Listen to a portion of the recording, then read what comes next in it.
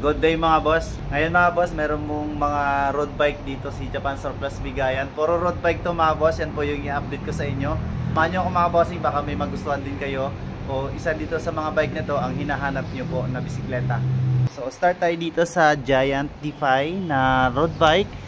So ano ito, 52cm nga pala yung top tube nito mga bossing. Ang seat height naman po niya is 43. So yun mga boss, bali naka Shimano Chagra ang group seat nito mga boss, no? Caliper yan, Chagra po yan. Pati na rin po yun ang kanyang crank and RD Chagra po yan mga boss. Naka clutch pedal na rin po yan mga boss, no? Ang rim nga pala nito is VR R2 Giant po siya mga boss. Ayan. So yun. Handlebar Giant din yan. Pati yung stem nya Giant. Okay. Naka all Giant pala to mga boss, no? So yung presyo nya is 32,000 mga bossing. 32,000. Okay mga boss, dito naman po sa kabilang banda sa kabilang banda niya mga boss, meron namang Kota dito na road bike na carbon Lodi. And then naka Shimano 105 nga pala ang ano nito, group seat niya mga boss. Ayan, caliper Shimano 105.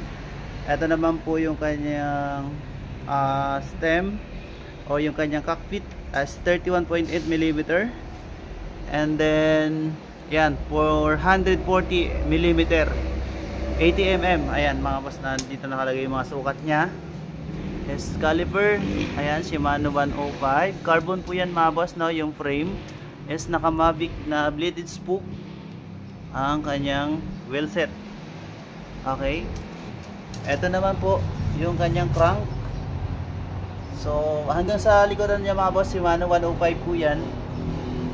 Ayan, naka-interval cabling na rin po yung ibang kable niya, pero yung iba is na sa labas po. Kaya lang sa ilalim ng top tube nakalagay. So, para ma-idea mga boss kung ilang sukat ng frame na ito. So, ang top tube nito mga boss is nasa 52 cm din po siya, ang top tube niya.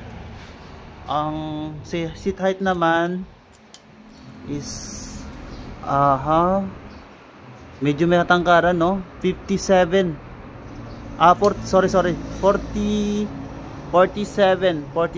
cm mga bossing. So yan, ang saddle nga pala niya is Prologue. Ayan siya, oh. Old model na bike touring, naka road bike ang manobela niya mga boss, no?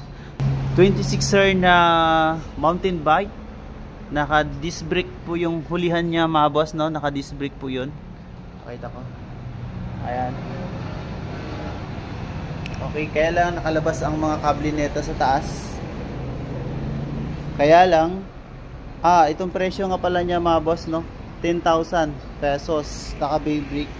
Shimano Claris yung shifter niya. So kinonvert lang na naging road bike, pero mountain bike to mga boss. Na 26er. So 10,000. Okay, lipad tayo dito sa kabilang banda mga boss. Giant na 12,500 Giant mga boss, na naka-caliper na rin po yan. 52 cm ang top tube. Ang seat height niya mga boss ay yan natin 43. So naka road bike ang 700C ang gulong nga pala nito. Tapos spin force ang rim. Giant ang po.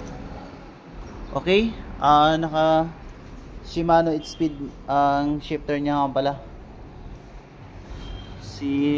Pa yung crank niya mga boss, ayan, FSA. So yun, bali 12,500. So may mga bawas pa naman yan mga boss, pwede naman tawaran niya. So Canover Adonis, magkano to mga boss? Naka non-brand ang caliper nito. 7,000 mga boss, pwede na to, 7,000 mga bossing, oh. Okay, kung gawin lang pang service sa trabaho mga boss, okay na to. Okay, kaya lang bakal pa yung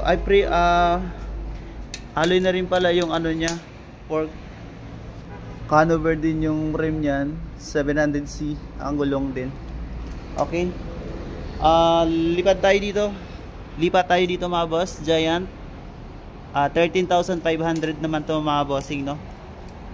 Giant po siya na alloy frame. Naka Shimano Chagra yung shifter.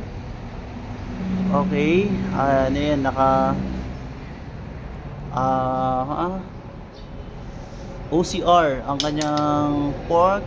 Yung gulong niya mga boss, bumawi dito sa gulong niya, sa rim niya mga boss, no. Naka EKX R2.0 na ano po mga boss yan. Okay, E-class nga pala siya mga boss, no. So ayan, yung crank niya OCR mga boss pala na ano ito, Giant. Okay, naka Shimano Chagra 13,500. And then dito natin tirahin OCR 3 din siya, no. 700C ang gulong. Ayan, mga old model na mga Japan surplus na mga bisikleta to mga bossing. So 12,500 siya. Naka Shimano 8-speed ang shifter. Ang crank niya mga boss, ayan, FSA din siya na 3x. Ilang speed to? 8 speed nga. Ayun, 8 speed. So yun po mga bossing. And then ano to? Trek. Eto, anong trek to? Anong trek to? Trek na Domain EL3 mga boss. Naka Shimano Sora. Okay, ang gulong niya Shimano din na patihab. Ito naman Sora. Ayan, siyempre 2x po yan mga boss na 9 speed, 50T34. Yung Shimano Sora mga bossing. So anong size ng frame nito? Haba. Okay, 52 cm siya mga boss, no. And then ito naman po ay 47 cm ang seat height po mga bossing. So ayan, medyo mababa, no. 9 speed mga boss, 9 speed. Okay. So yun mga boss, yan po muna yung update ko dito sa mga bisikleta ni Bigayan na mga road bike mga boss. Marami pa mga bisikleta dito mga boss, yan, pero dito lang muna yung update ko dahil sobrang init mga boss. Kaya tiis-tiis muna tayo dito sa taas. Parang hindi talaga kaya yung init. Dito muna tayo sa taas. Okay, maraming salamat po mga boss. Update tayo ulit sa ibang araw po, lalo sa mga new arrival po nila ulit. So, magbabalik na tayo sa pagbablog dito kay Bigayan mga bossing.